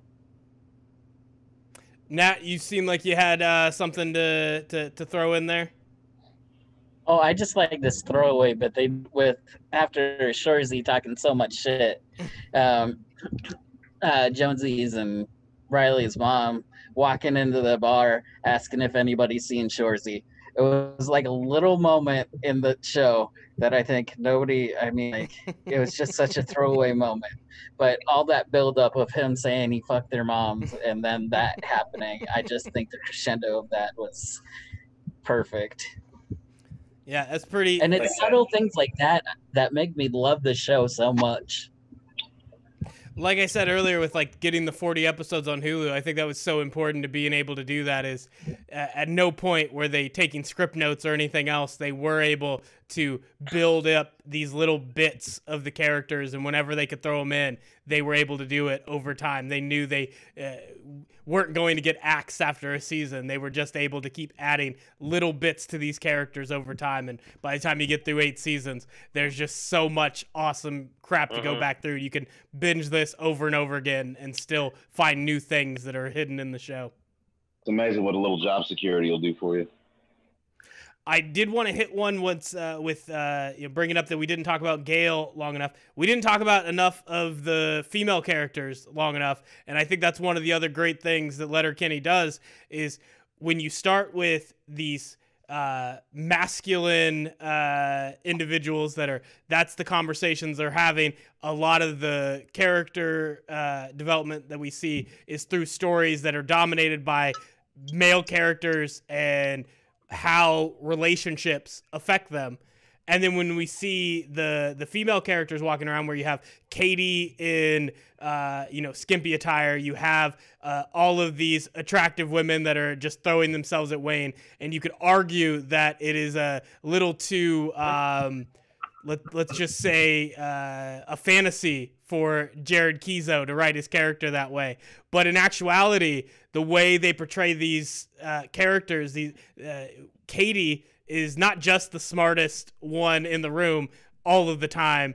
You also just have the fact that when they are, sexualized, they're sexualizing themselves, and most of the male characters around them are not just pointing it out. I mean, obviously you have in the first episode when Wayne tells her to put clothes on, that's mostly because it's her brother talking to her, as opposed to none of the other male characters are trying to point that out in a negative way. And also all you of them, see how she handled that. Yeah.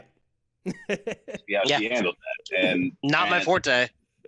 Right. And going forward, it's not a Wayne clearly knows that's not a fight he's gonna win. Then you get characters like fucking Tannis is hard as a coffin nail, but at the same time, her femininity sits right up there with she's as girly of a girl as anybody else when she's not being Psycho Hosbeast. Fucking McMurray's little sister, watching her develop has been an entertaining ride of a character, especially in regards to Derry and kind of how she was like, yeah, well, sorry. Yeah. Hey, do you still want to go out? No, Wayne's single again. Bother. Bummer. That was so it sad. shows that she's in command of her situation, like, and it's and she's the one with the options, and she's choosing to exercise her options as opposed to it being the guy always getting to go do what he wants and take what he wants. And another thing, the thing about Wayne's character being sought after by all of these women is for almost all the right reasons. It's because he's hardworking, stands up for his people, fucking doesn't let no bullshit fly. And he's not a bad looking guy either. He can handle himself in a fight. And as opposed to them wanting to be after him because he is some kind of, charming fucking machismo, that guy. And I think that's important, especially when we talk about characters that are in a funny show that can be taken seriously. I think Wayne's a great role model, and they do a good job of that of showing like, hey, this is who you should be looking at, simply by the way that these powerful female characters who could be doing whatever they want, literally, because you look at the average scale of 1 to 10 across most of Letterkenny, these characters could be doing whoever the fuck they wanted to, but they are attracted to Wayne because of who he is and not just for some other superficial reasons. That's fair. Ethan, Nat, do you have anything to add?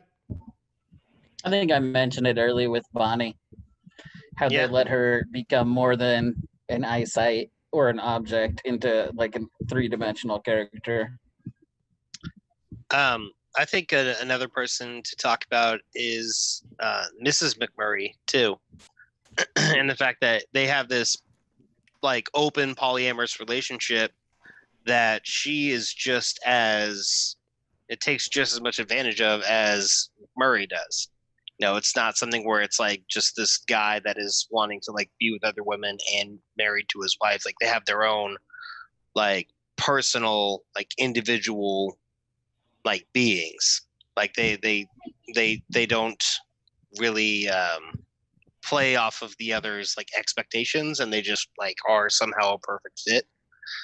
And then other characters like Rosie is another great, strong character. Like she is kind of like the almost like a female equivalent of Wayne in the sense that like she has her morals and her backbone, and she's not going to bend for other people, and she's a strong person in the sense that she's going to do what she's going to do. Then you got Marie Fred, who broke everyone's hearts, and move on from there. All the show did is make me think I shouldn't trust French Canadians. Really, which, I mean, all the stereotypes, it seems the most true. Hey, you look at the Rougeaus, you look at the Mountie, give me one babyface French Canadian wrestler, maybe Dino Bravo, and he got murdered by the mafia. So yeah, it's just not a good place to be. French Canadians, just steer clear if you can, kids. This is the public service announcement. Since you brought it up, we can't end on the final note of fact-checking some of the wrestling that goes on. Not just the cold open they do, but at some point they mentioned the fact that the sharpshooter is Canadian. And I disagree, my friend, because Bret Hart might have been the most prominent user of that move, but the Scorpion Lock from Sting precedes the use of the sharpshooter by Bret Hart. I think that when you identify it as the sharpshooter, it's Canadian. And I think that that's a strong enough stance. Is that my only issue with this is actually my only like issues with the entire show is the inconsistency of one episode. Derry doesn't know the difference between a Scorpion's death locks, which Dan corrects him, and a sharpshooter. And then you go back 4 or 5 seasons later, and they're talking about Derry's like, oh, well, actually, that's a sharpshooter, and I've since learned how to counter the sharpshooter, and it's Canadian move, and yada, yada. It's my only actual beef with the entire show. Maybe is that he might have learned it in that time frame, but I don't think so. I think Derry would have known what a sharpshooter is from there on, and I also refuse to call it a Scorpion Deathlock.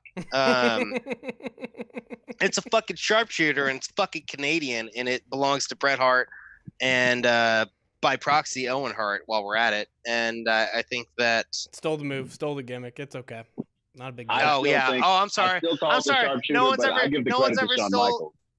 ever stole a gimmick. Oh, I'm sorry. Can you back the fuck up? What, Mickey? Did you just say?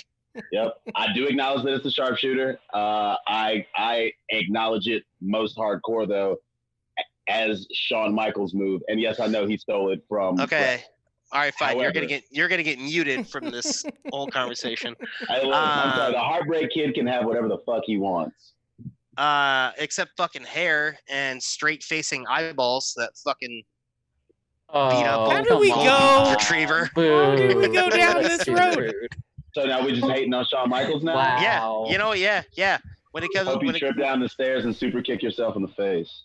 I don't have stairs. I live in a 1-bedroom apartment. Thank you very much. On ground level.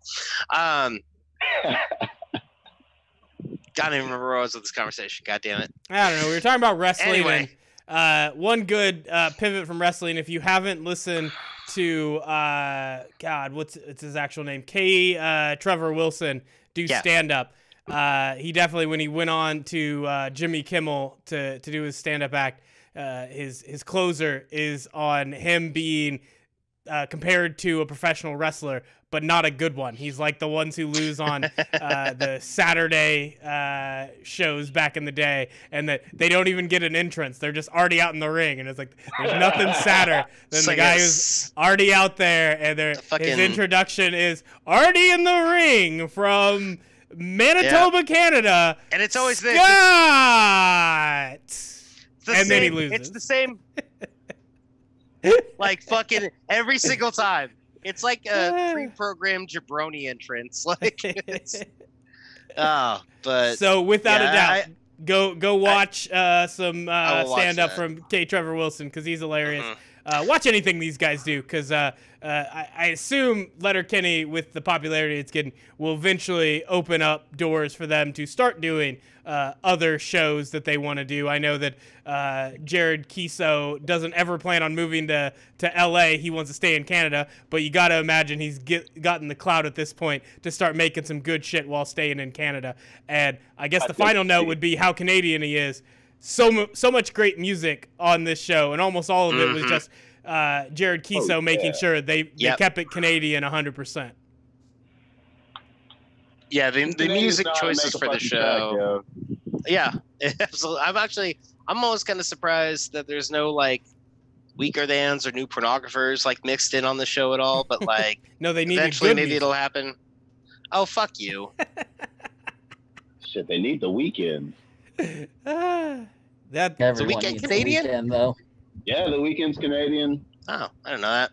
They could have Drake on there. I'd love to see them roast Drake so much. So like, oh yeah, and honestly, I think watching him banter back and forth with that team, because anytime he does like skits and shit in his music videos nowadays, where he's just talking regularly like a regular ass Canadian dude that he is, holy shit, the dude is still fucking funny, and there's a certain novelty to it because you're like, this is one of the biggest hip hop artists in the world, and you're always made to believe that hip hop artists have to be some big badass scary gangster motherfucker, but Drake is wheelchair Jimmy, bro. Like you can't escape that. Fucking you Canadians. You have to sit in that. Like, and I think he would do very, very well on there.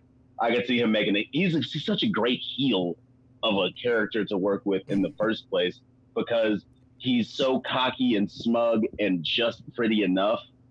Like, he is the walking embodiment of light-skinned nigga shit. Like, if you ever listen to any of his albums all the way through, you're like, wow, all of these women are really doing this guy terribly. No, it's Drake. He's the problem because he's allowed to be the problem, and he's doing a damn good job of it. Yeah, I think if Drake comes on the show, there's got to be at least one joke about stop texting people that are under the age of 20. But Definitely. It might still add something to Letterkenny. I think that's it, unless there's anything else that. You're mentoring a groom in there, bud.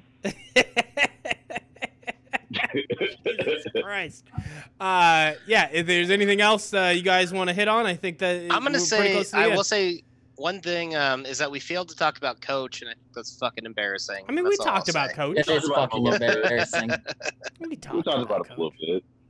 I mean, it was all negative, but the downfall of Coach. We didn't really talk about any of his redeeming qualities whatsoever. If not for Coach, fucking Jonesy and Riley never make it past. I don't think their development goes near as far as it fucking does, because real those kids, like we're saying, those first, like when we started, those kids fucking suck. Now they're just idiots, but they used to like legit fucking suck. And their relationship with Coach is a big part of that too. I mean, like one of the best scenes that I could think of is when they realize that Coach is now on the coaching staff of the Letterkenny Irish, and they're just like really throw it off. He's like, "What do we do now?" He's like, "Crush a couple Sandos." Like, I don't think I could crush a Sando right now. It's like, you love crushing Sandos. I know. Fucking terrified. It's such a good representation of what Coach represents in the early seasons. I think the later you go, the more he just kind of becomes a part of the town and like a regular character. He is the ghost of the town. There is no Coach died and we didn't even know. He is just haunting Letterkenny. It seems like something he would do, though. Yeah. And everybody barbly noticed. His wife, and she did not want shit to do with him, so he went back to haunting the town of Letterkenny. All right, I think that wraps it on up for this podcast about Letterkenny. By next week, we will be ready for the Little Kenny podcast. No, we're not doing that, guys. Oh my God. Maybe when season 9 comes out, we might do a recap. But whenever that is. Letterkenny was fun. I don't think it was worth the whole podcast. We'll tack that on to the end of Letterkenny season 9 podcast that we're just gonna pencil in for who knows when. Damn pandemic taking away all the good stuff. Never know when we're gonna get new shows. But we do have a few on Netflix, things like Unsolved Mysteries. Hopefully, we have a few of you guys catch up on that. Nat, did you already try and give up? Yeah, dude.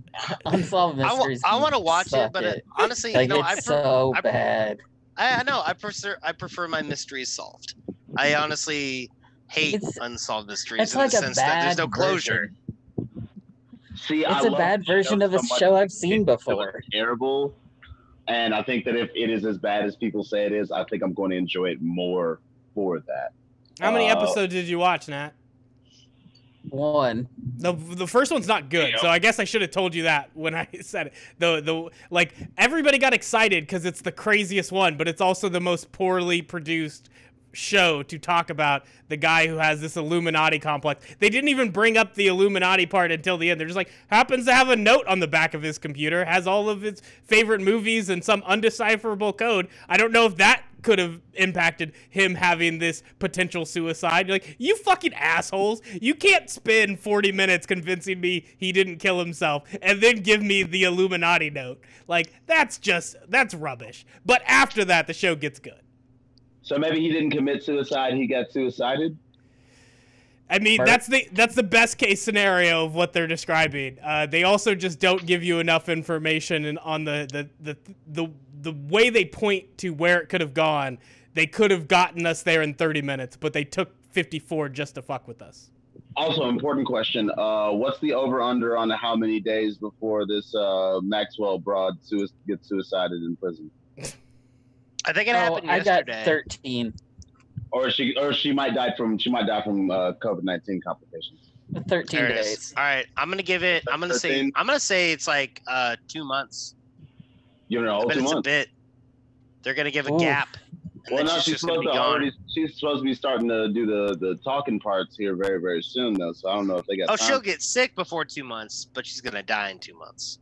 I feel it's a little unfair we're tacking this on to the end of us talking about conspiracy theories. Conspiracy theories are unlikely things that could happen. That's fair. Yeah, sorry, which episode is this? This is the preview for Unsolved Mysteries, but it's also the podcast on Letterkenny. We had a fun time talking about it because it's a great show, and anybody who hasn't seen it, go watch it. Anybody who has seen it, watch it again, and that's the best way to spend your time, and just pretend that the outside world that is crumbling around us doesn't exist, at least for a day. Take care of yourselves, guys. Get some time to rest, and then let's go back and fight the power every moment thereafter. So that's it. That's all we have for this episode of the Q Crew on the Tell Me More podcast. Later, folks.